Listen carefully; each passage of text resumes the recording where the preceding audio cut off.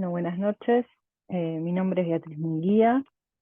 Soy la responsable del curso de farmacología. En esta oportunidad, bueno, voy a pasar a presentaros la primera clase del curso, donde vamos a introducir algunos conceptos que justamente nos van a acompañar en el resto del curso. Esperen que ahora sí, a quitar los controles para que podamos ver bien la presentación. Y también vamos a repasar algunos conceptos que ustedes ya vieron en el curso de farmacocinética. Bien.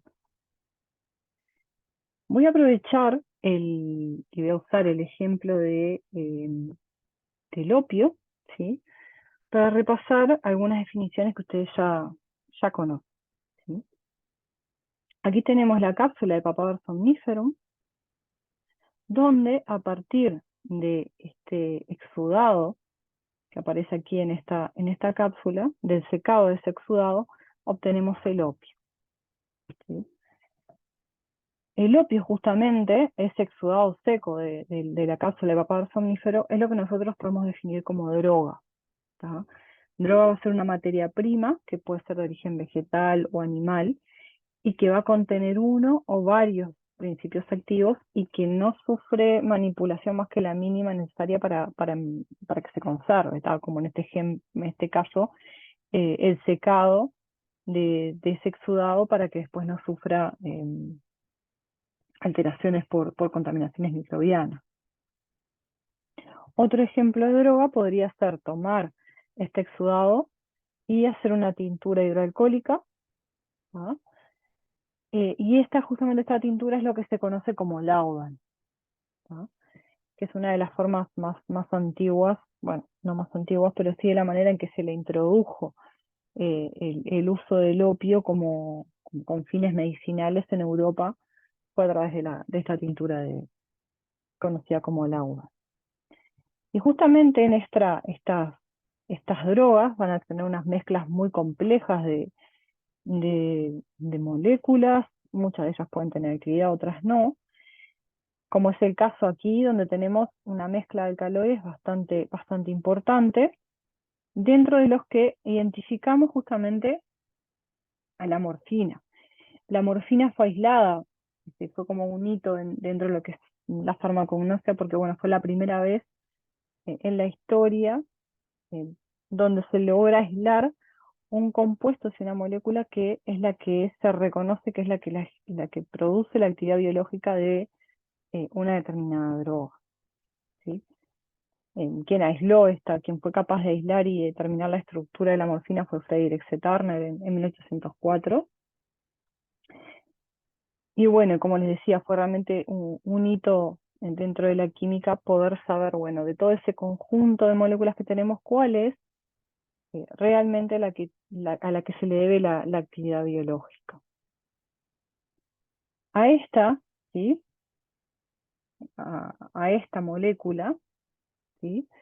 La vamos a definir como principio activo, y justamente el principio activo va a ser, o fármaco, podemos usarlo indistintamente uno u otro concepto, es una sustancia que es pura, que está químicamente definida, ¿sí?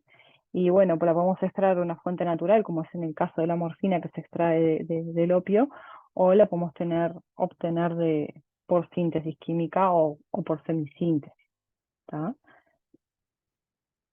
Algo muy importante es que además de que tenemos definida su estructura, es que tiene que tener una determinada acción biológica para que sea un principio activo y que además, para que se transforme en un fármaco, tiene que tener esa actividad biológica, tiene que ser aprovechada o poderse aprovechar con un efecto terapéutico, ¿sí?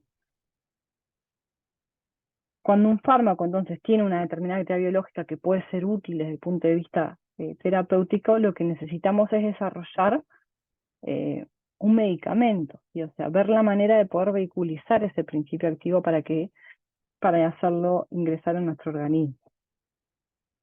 Entonces, bueno, lo que hacemos es una forma farmacéutica, que en este caso aquí lo que tenemos es una forma farmacéutica inyectable de morfina, ¿sí? que puede estar constituida por uno o varios principios activos y generalmente por uno o varios excipientes, esa forma farmacéutica. ¿Sí? Y bueno, y se termina transformando en un medicamento una vez que pasa ya a ser, pasa obviamente todos los controles que vamos a ver luego, todas las etapas del desarrollo de ese medicamento, de controles y de ensayos clínicos, y que finalmente es registrado para su comercialización y para su uso. Y les dejo aquí planteada la pregunta de por qué sería beneficioso aislar el principio activo que es el responsable de esa actividad biológica de utilidad. ¿Por qué tomarnos el trabajo de aislar ese principio activo y no trabajar con, por ejemplo, la droga, ¿no? O sea, ¿por qué nos molestamos en aislar la morfina y darle inyectables si podríamos trabajar con un exudado seco, por ejemplo, de trabajar con opio? Bien, vamos a ver ahora, ¿no? ¿Qué es lo que entendemos por farmacología, ¿no? O sea, cómo estudiamos lo que pasa en nuestro organismo cuando consumimos un medicamento o una droga. Y acá justamente es donde entra la farmacología, que bueno, la podemos entender como una ciencia, así que estudia cómo los fármacos afectan los organismos vivos y particularmente cómo esos efectos pueden ser explotados con un fin terapéutico. ¿Tá? En este esquema vemos cómo la farmacología, ¿sí?, fue evolucionando en la historia, desde lo que es obviamente el uso de plantas medicinales, que es como el uso terapéutico más antiguo, y cómo se empezó a diversificar a medida bueno, que fue evolucionando justamente la ciencia, desde que, bueno, los apotecarios, que serían como los antepasados de los químicos farmacéuticos, que eran quienes justamente se encargaban de suministrar a los médicos esas, em, esas drogas, ¿sí?, generalmente de origen vegetal. Y a medida, bueno, que fueron evolucionando otras ramas de las ciencias, como por ejemplo la química, las ciencias biomédicas, ¿sí? Bueno, se fueron especializando y segmentando para transformarse justamente en un montón de disciplinas que tienen una interrelación directa con lo que conocemos como farmacología, ¿sí? Fueron alimentando con información a la farmacología para poder entender cómo una molécula, o sea, un fármaco, afecta a los organismos vivos. Necesitamos tener conocimientos de química, de fisiología, de fisiopatología, de bioquímica, de biología molecular, o sea, lo van a ir viendo a medida que vamos a ir avanzando en el curso, van a poder ver que vamos a tomar un montón de conocimientos que vieron en otras asignaturas.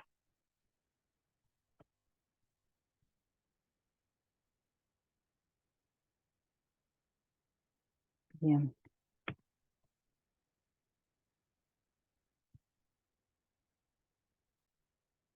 bien. Podrán ver justamente acá en esta diapositiva que la farmacología implica, como recién les mencionaba, una gran interdisciplina. ¿Ya? Eh, Podemos ver los principales componentes que conforman esa farmacología, ¿no? Acá en este recuadro en negro, ¿no? Desde lo que es farmacocinética, farmacología con interfase con bioquímica, quimioterapia, sistemas, farmacología de sistemas, este, pero que también tiene relación con otro montón de ramas de de las ciencias, ¿no? Obviamente lo que son las ciencias farmacéuticas, sin lugar a duda, desde también farmacogenómica, o sea, toxicología, química médica o química farmacéutica, o sea, un montón de ramas que van alimentando justamente a esta disciplina. Bien, nosotros la farmacología la dividimos en dos grandes áreas, que es la farmacocinética y la farmacodinamia. La farmacocinética, bueno, ustedes ya tuvieron todo un curso de farmacocinética y biofarmacia, entonces ya seguramente traigan un montón, o voy a retomar un montón de conceptos que ustedes simplemente lo van a tener como un repaso, ¿sí? La farmacocinética, como vemos acá, se va a referir un poco a los procesos a los que se va a someter el fármaco desde que ingresa al organismo, ¿sí?, hasta que es eliminado, ¿sí? En el curso temporal, ¿no? Pasando por lo que son las etapas de absorción, de distribución, de metabolismo y finalmente de eliminación. Entonces nosotros podemos de alguna forma simplificar diciendo que la farmacocinética lo que hace es ilustrar lo que el organismo le hace al fármaco, ¿sí? Una vez que pasamos por la etapa de distribución, el fármaco va a poder llegar al sitio de acción y ahí justamente empieza lo que es la fase farmacodinámica, donde lo que ocurre justamente o en esta parte de la farmacología lo que se hace es estudiar los efectos bioquímicos y fisiológicos de los fármacos y sus mecanismos de acción. Una vez que el fármaco llega al sitio de acción, se va a unir a un receptor farmacológico, que ahora vamos a ver lo que es, va a desencadenar un mecanismo de acción y eso finalmente va a terminar en un efecto, ¿sí? Entonces, el término blanco o receptor farmacológico, blanco farmacológico o receptor farmacológico, lo usamos como sinónimos, lo que significa o lo que se entiende es como la macromolécula con la cual va a interaccionar el fármaco para desencadenar una respuesta celular, ¿sí? Los fármacos comúnmente lo que van a hacer es alterar la magnitud de una respuesta, ¿tá? Que una respuesta celular que ya existe en la célula no va a generar nuevas respuestas, ¿sí? Lo que va a hacer es modular esa magnitud de esa respuesta, anulándola o potenciándola. Generalmente los receptores los vamos a tener en las membranas plasmáticas, ¿sí?, de la célula, aquí expuestos, en la superficie de la célula, pero también pueden estar en compartimientos intracelulares, como puede ser el núcleo, ¿sí?, o enzimas que están ubicados en el citosol. Generalmente estamos hablando, cuando hablamos de macromoléculas o de receptores farmacológicos, generalmente estamos refiriendo a proteínas que pueden ser canales iónicos, pueden ser receptores acoplados a proteína G, van a tener una clase específicamente donde vamos a ver esos receptores farmacológicos y cómo son esos mecanismos de acción, pero también los fármacos se pueden unir a moléculas como es el ADN, por ejemplo, y este tipo de uniones se explota mucho, por ejemplo, en los agentes antineoplásicos o para el tratamiento del cáncer, o también antivirales, ¿sí? Bien. La unión de ese fármaco, la unión del fármaco, em, lo que va a hacer, ¿sí?, es terminar desencadenando una respuesta de segundos o una cascada de señalización interna, ¿sí?, que va a terminar generando o llevando a que se desencadene una respuesta celular, ¿sí?, un efecto celular.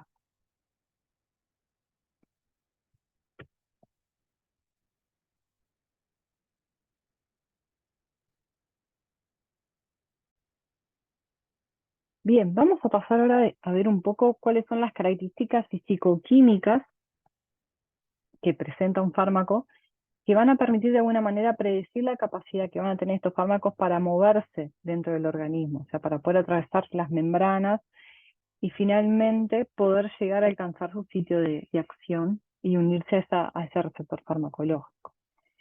Y básicamente las principales características físico-químicas que determinan esa capacidad de movimiento son la lipofilia, ¿sí?, el tamaño molecular, el grado de ionización y la capacidad que tenga ese fármaco de unirse a proteínas plasmáticas.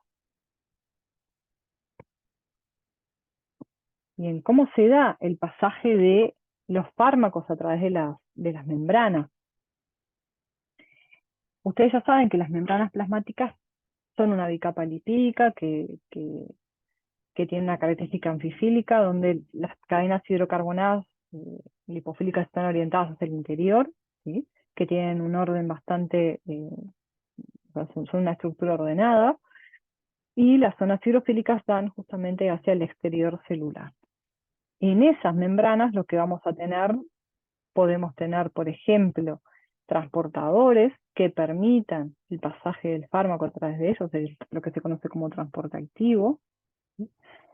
Pero también ese pasaje de los fármacos puede darse de forma libre, ¿sí? Por ejemplo, por difusión, donde siempre se da una difusión a favor del gradiente, ¿sí? Que eso sería una difusión, serían transportes pasivos, porque bueno, lo que no tenemos una necesidad de energía para que se dé ese pasaje. También puede haber transporte paracelular, o sea que entre las uniones de las células también pasen moléculas, ¿sí? Eso está muy restringido también al tamaño este tipo de transporte está muy restringido al tamaño este, de los fármacos que pueden atravesarlo. Ese, como les decía, ese transporte por difusión pasiva, donde los fármacos atraviesan la membrana por difusión a favor justamente de un gradiente, va a estar muy determinado por la solubilidad que puedan tener estos fármacos en esa capa lipídica. O sea, esa transferencia de un lado al otro de la membrana va a ser directamente proporcional a la magnitud del gradiente que vamos a tener de concentración a través de esa membrana, a la lipofilia del fármaco, o sea, del coeficiente de partición octanol-agua de esa molécula, y también al área superficial expuesta de la membrana al fármaco.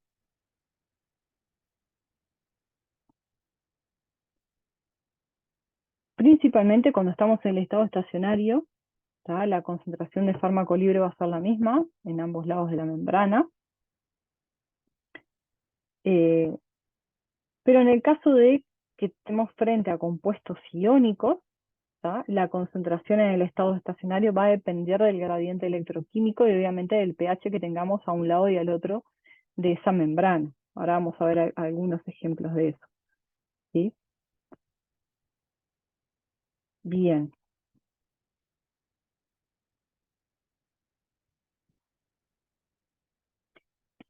Entonces, ¿qué pasa ¿no? ¿Cómo hacen los fármacos ionizables para pasar a través de las membranas? Entonces, la mayoría, muchísimos fármacos, son ácidos o bases débiles, por lo tanto van a estar presentes en solución como una forma ionizada y no ionizada, es un equilibrio, ¿no? Y por supuesto, la forma no ionizada va a ser la forma liposoluble y que va a ser capaz de atravesar estas membranas biológicas. Bueno, como grupos ionizables más comunes tenemos, bueno, aminas, ácidos carboxílicos, ¿sí? La distribución la distribución transmembrana de esas moléculas va a estar influenciada obviamente por el pKa de esa molécula y también del pH que haya de un lado y del otro de esa membrana, ¿tá? Nosotros podemos calcular la fracción de la forma no ionizada respecto a la ionizada para un fármaco a un determinado pH utilizando la ecuación de Henderson-Hasselbalch, ¿sí? Ya podemos saber cuánta cantidad de fármaco vamos a tener en la forma no ionizada que va a estar disponible para poder atravesar las membranas biológicas, sabiendo el pKa de esa molécula y el pH eh, que la rodea, ¿sí? Entonces, en el estado eh, estacionario, ¿sí? Un fármaco ácido se va a acumular en el lado más básico de la membrana y viceversa, un fármaco básico en el lado más ácido, ¿tá? Ese fenómeno se conoce como ion trapping y a veces mm, es un proceso que a veces se puede explotar de alguna manera para poder acumular fármaco, por ejemplo, en el medio intracelular. Muy bien. Aquí, por ejemplo, en esta figura tenemos ejemplificado, ¿no? qué pasa con un ácido débil, ¿sí? Donde justamente la forma protonada va a ser la que es capaz de atravesar las membranas biológicas, y en el caso de las bases débiles, será la forma no protonada la que pueda atravesar las membranas.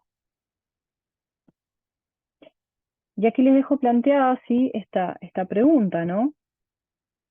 Ahora que ustedes ya vieron las ecuaciones de Henderson-Hasselbalch, teniendo, por ejemplo, estos dos fármacos antihistamínicos, que son la difenhidramina y la loratadina, los valores de pKa lo pueden buscar en cualquier tabla, ¿sí? Y bueno, el valor de pH sanguíneo también es muy fácil de conocerlo.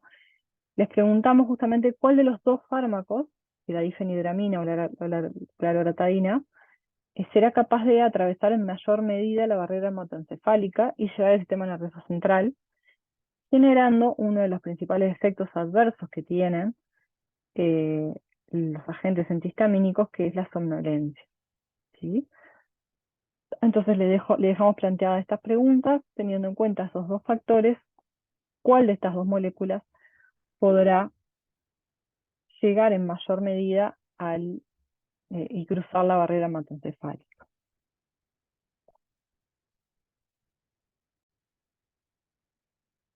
Bien, vamos a pasar a repasar algunos conceptos de farmacocinética, ¿sí? Acá en este esquema vemos, bueno, qué es lo que acontece luego de que dosificamos con un determinado fármaco, cuáles son los diferentes procesos, ¿sí?, que va a tener que eh, enfrentar en nuestro fármaco para poder llegar al sitio de acción. El cuerpo humano va a restringir obviamente el acceso de moléculas externas, que las conocemos como xenobióticos, los fármacos son xenobióticos, ¿sí? Por lo tanto, para que los fármacos alcancen este blanco farmacológico y desencadenen un efecto terapéutico, van a tener que sortear numerosas barreras, como recién decía. Una vez que nosotros administramos un fármaco, este primero va a tener que ser absorbido, ¿sí?, y distribuido luego, ¿tá?, eh, principalmente a través de lo que son los vasos circulatorios, el sistema linfático, además de, bueno, de atravesar las barreras que implican las membranas biológicas, y bueno, y además también sobrevivir a lo que es el metabolismo, y que puede ser, inclusive el metabolismo se puede dar antes de que el fármaco llegue al sitio de acción, ¿tá?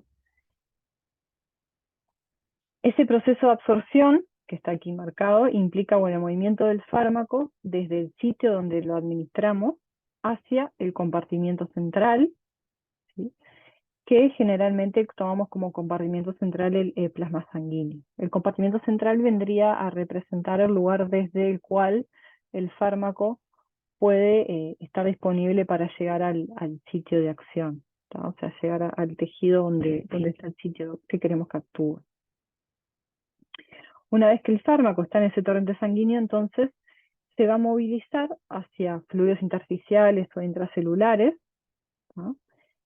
Y como está acá resaltado, ¿sí?, la única forma de fármaco que va a estar, justamente que puede llegar a unirse al sitio de acción, es el fármaco que se encuentra libre en este compartimento central, ¿tá?, en esa sangre.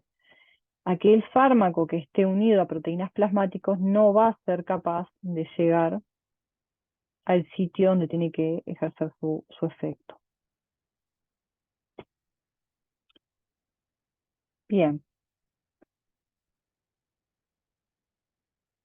entonces, este fármaco, ¿sí?, desde el compartimiento central va a poder llegar a su sitio de acción para, bueno, desencadenar el efecto terapéutico que queremos. Va también, dependiendo de sus características físico-químicas, también puede llegar a llegar a tejidos y quedar almacenado en determinados tejidos. Por ejemplo, los fármacos que tienen una lipofilia muy alta, muchas veces se unen con alta afinidad al tejido adiposo y, bueno, quedan como acumulados en esos tejidos. Y también el fármaco libre va a ser capaz de llegar a otros sitios que no son los que son de nuestro interés en la terapéutica, y bueno, pueden llegar a generar lo que se llaman efectos adversos. ¿Sí?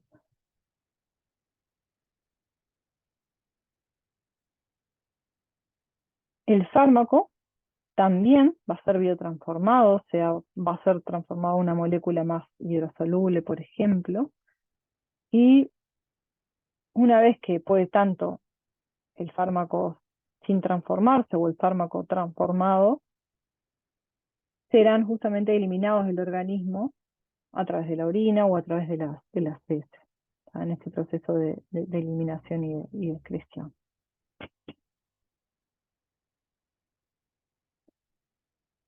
Bien, vamos a pasar a ver un poco de cada una de estas etapas. Ya vimos que, bueno, que el proceso de absorción involucra ese movimiento del fármaco desde el sitio de administración hacia el compartimiento central, que en este caso sería el torrente sanguíneo. Y bueno, por ejemplo, para una administración oral, primero va a ser necesario la disolución del comprimido o de la cápsula en la que estemos suministrando nuestro activo, de manera que, bueno, el fármaco esté disponible para ser absorbido.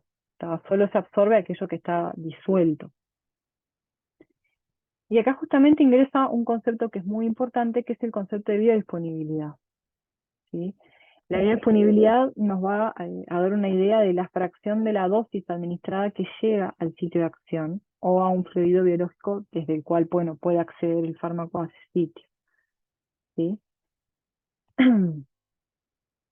Cuando un fármaco, bueno, es administrado vía oral, va a tener que absorberse desde el tracto gastrointestinal, pero esa absorción va a estar limitada por diferentes factores, como, bueno, puede ser, por ejemplo, las características de la forma farmacéutica, ¿sí? De cómo esté formulado este fármaco, también de las características físico-químicas propias del fármaco, entre otras.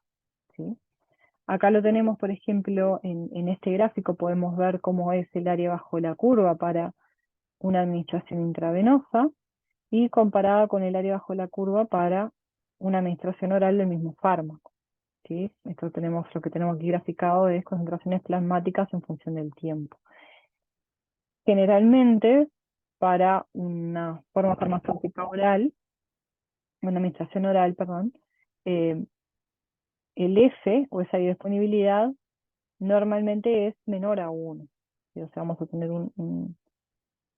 una, una cantidad de fármaco que alcanza la circulación sistémica que va a ser menor que si nosotros hubiéramos hecho la misma administración por vía intravenosa.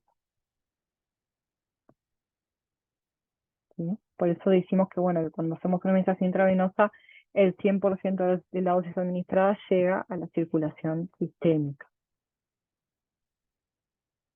Aquí simplemente una tabla para, bueno, mostrarles que la vía de administración que se utilice va a influir sobre la biodisponibilidad que se alcance, porque, bueno, va a depender del sitio anatómico desde donde nosotros administremos y donde se tenga que absorber el fármaco para pasar a la circulación sistémica. O sea, no va a ser lo mismo eh, administrar mediante un parche transdérmico y que el fármaco desde allí llegue a la circulación sistémica, o, bueno, como dijimos, la vía oral, ¿sí? O la vía tópica, etcétera. Ahí acá vemos cómo, dependiendo de la vía de administración, la biodisponibilidad en qué rangos puede estar. Ven que, por ejemplo, para lo que es una administración oral, el rango de biodisponibilidad puede ir desde muy bajo hasta prácticamente total. Por eso dice aquí que es variable el patrón de absorción y que va a depender de muchos factores, ¿sí? Que nos van a pasar les pido justamente que busquen cuáles pueden ser esos factores que pueden influenciar la biodisponibilidad y también que indaguen un poco de qué es lo que se conoce como metabolismo de primer pasaje hepático, ¿tá? Que también influye sobre la biodisponibilidad.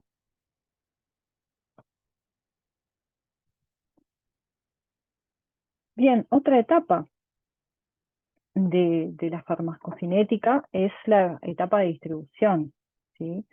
Y aquí lo que se hace es referencia al movimiento del fármaco desde la circulación sistémica hacia los fluidos intersticiales, acá ven desde la circulación sistémica, hacia los fluidos intersticiales o intracelulares, ¿sí?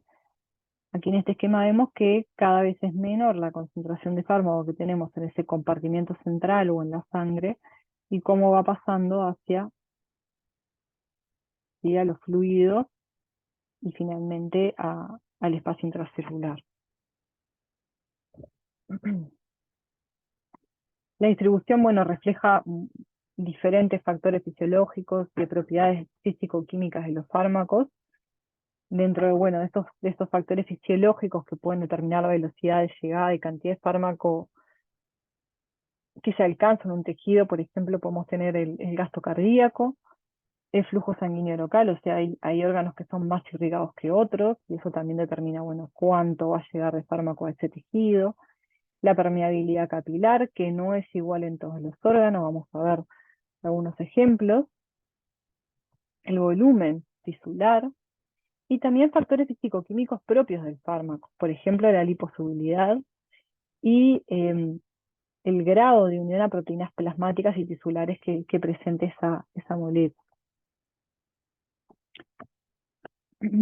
Durante la primera fase de distribución, los órganos que están más perfundidos, como por ejemplo el hígado, los riñones, el cerebro, son los que van a recibir la mayor parte del fármaco. Y en la segunda fase, la distribución va a ser va a ser más lenta y va a ir principalmente a tejidos musculares, a la mayoría de las vísceras, a piel, a grasa. Eh, y esto, bueno, va a requerir más tiempo para que la concentración del fármaco en el tejido esté en equilibrio con la concentración en sangre.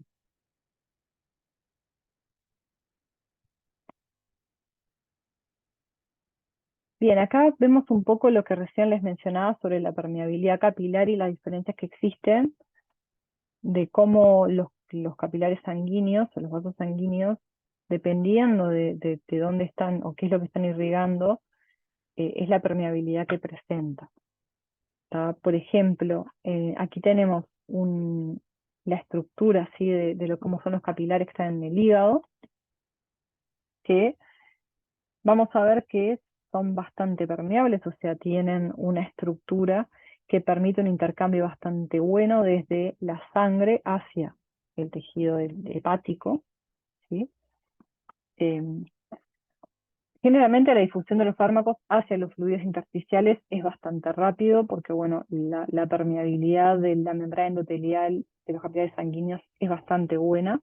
Y acá les muestro, bueno, justamente esos capilares en el hígado, es como, digamos, el mejor el mejor de las situaciones para ese intercambio entre la sangre y el tejido. Sin embargo, si pasamos, por ejemplo, a ver cómo es la estructura de los capilares sanguíneos que irrigan el cerebro, es bastante diferente la situación. Eh, Acá lo que tenemos es, por ejemplo, en el cerebro, ¿no?, estos capilares, las zonas endoteliales van a formar una pared que es continua, ¿sí? No hay espacio para transporte paracelular en esta barrera. Y bueno, esa barrera es la que se conoce como barrera hematoencefálica y bueno, va a consistir de las células endoteliales y también de células gliales que están circundando ese vaso. En el caso de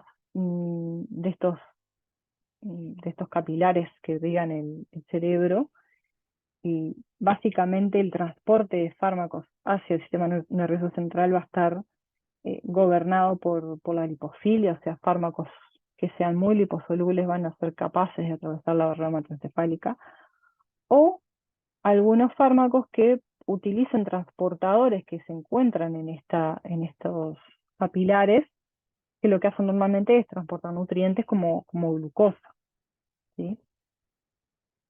Y bueno, que estos fármacos puedan utilizar estos carriers para ingresar al sistema nervioso central.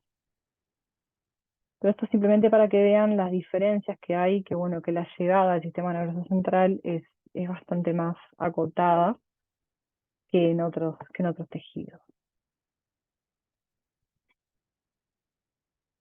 Bien, un factor y por eso lo traigo a colación, un factor que influye mucho, en gran manera, sobre el reparto del fármaco entre la sangre y los tejidos, es el nivel de unión a proteínas plasmáticas o tisulares que presenta el fármaco.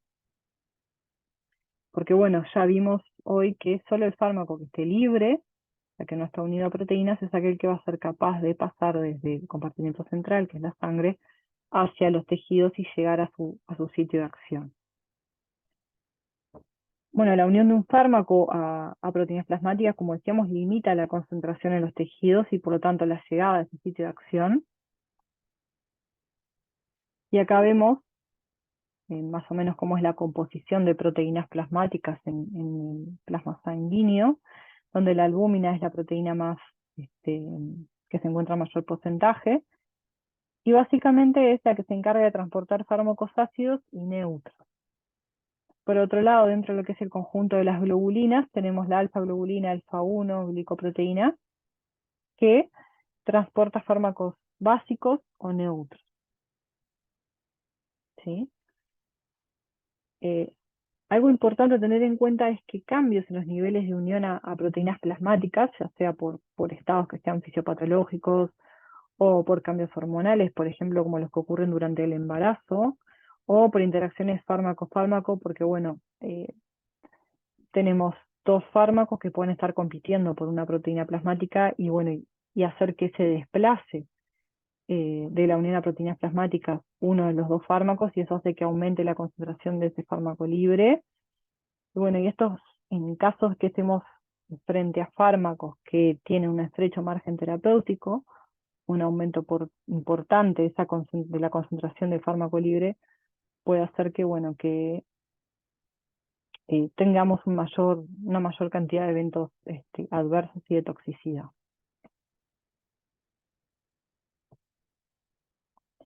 Y algo también importante tener en cuenta es que eh, hay ciertos fármacos, por ejemplo aquellos como les decía que son muy liposolubles, que pueden unirse, por ejemplo, al tejido adiposo, ¿sí? Y que esos tejidos funcionan como un reservorio del fármaco que va a prolongar finalmente su duración de acción, pero también una acumulación importante que puede llevar a la toxicidad.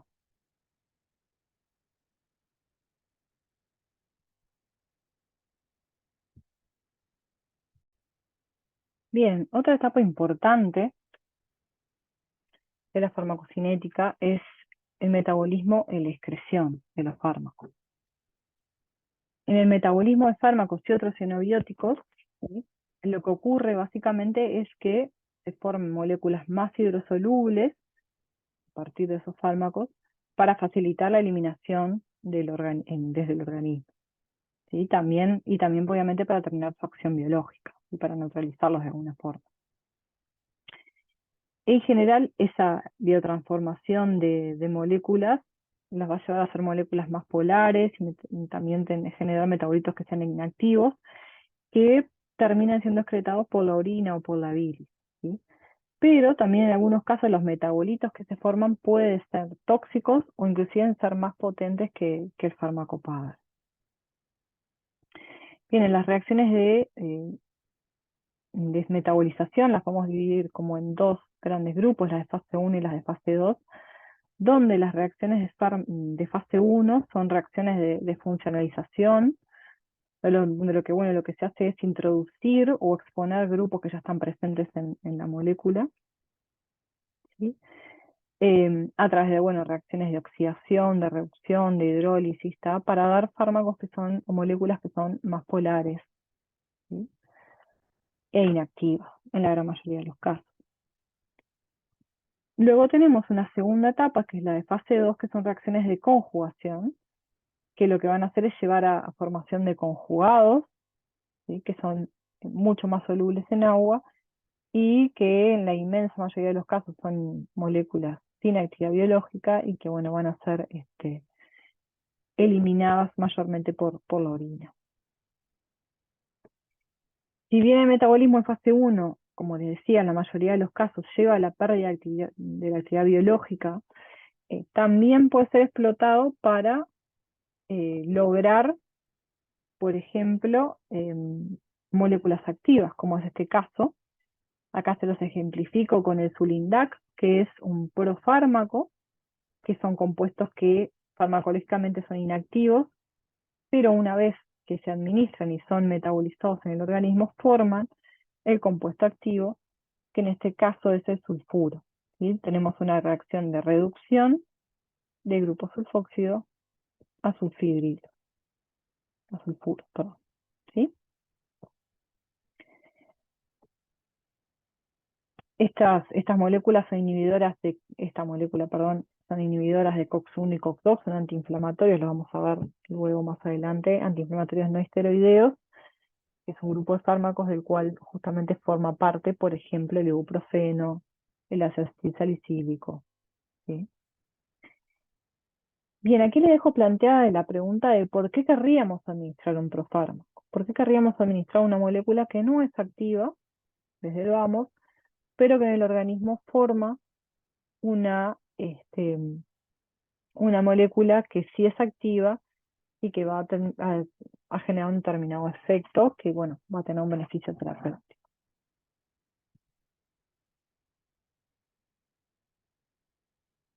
Bueno, y finalmente, para terminar esta parte de la clase, o les pido en realidad que repasen, ¿sí?, determinados parámetros farmacocinéticos que nos van a informar sobre la disposición de los fármacos, ¿sí?, como por ejemplo el concepto de biodisponibilidad, que ya lo vimos más temprano, donde vemos que es la fracción de fármaco que está absorbida y que ingresa a la circulación sistémica. Luego el concepto de volumen de distribución, ¿sí?, que es una medida del espacio que hay, espacio aparente. El volumen de distribución en realidad es como un valor ficticio, digamos, ¿tá?, pero que nos da idea de el espacio en el que hay en el organismo disponible para contener el fármaco, y eso justamente, la relación que lo determina, bueno, es por la cantidad de fármaco que se administra versus la cantidad de fármaco que hay en el plasma sanguíneo, la circulación sistémica. A través justamente de esta ecuación relacionamos la cantidad de fármaco en el organismo versus la cantidad de fármaco en el plasma, y este volumen de distribución es lo que considera al organismo, bueno, como un compartimiento homogéneo, pues es un modelo en un solo compartimiento, en donde todo el fármaco administrado ingresa al compartimiento central, la sangre, y la distribución del fármaco se va a dar a través de todo el volumen, ¿no?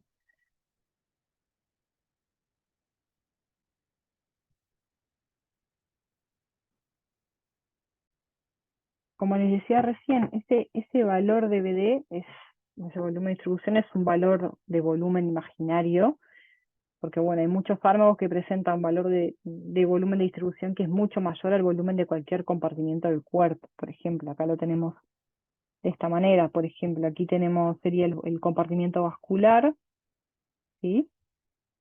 Cuántas unidades tenemos en el compartimiento vascular versus cuántas unidades tenemos en el compartimiento extravascular, ¿sí? Y el volumen de distribución daría unos 10 litros, teniendo en cuenta 2 unidades versus 18. Y en este otro extremo, ¿sí?, tenemos 2 unidades en el compartimiento vascular y 198 unidades en el compartimiento extravascular, que te dan volumen de distribución de 100 litros, y obviamente ningún órgano ocupa este volumen, ¿tá? Simplemente lo que nos da es eh, nos da una idea de que, bueno,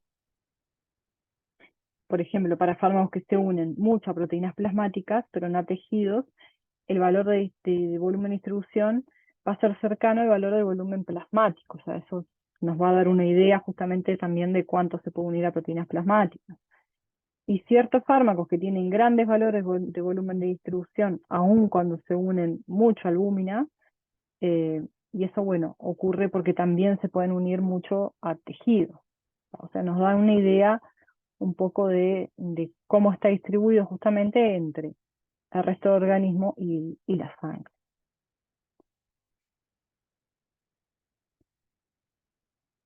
Bien, otro factor importante es el clearance, ¿sí?, que el clearance de alguna manera nos va a dar una idea de la eficiencia del organismo para eliminar el fármaco desde la circulación sistémica. Este factor, si el clearance, es el más importante a considerar cuando se tiene que diseñar un tratamiento crónico, donde se intentan mantener concentraciones en el estado estacionario dentro de una ventana terapéutica, ¿sí? Y bueno, básicamente lo calculamos como la velocidad de eliminación del fármaco versus la concentración plasmática que tenemos para ese activo.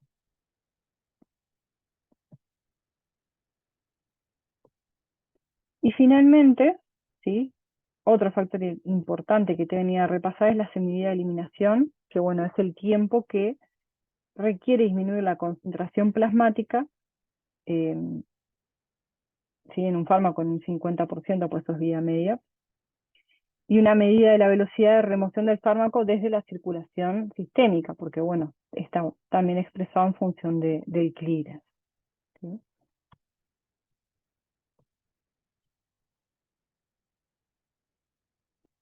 Les pido que vayan a repasar estos conceptos de farmacocinética que los vamos a ver a lo largo del curso. Repasen, bueno, lo visto durante el curso de farmacocinética y bueno, y también en la bibliografía recomendada que es el Goodman.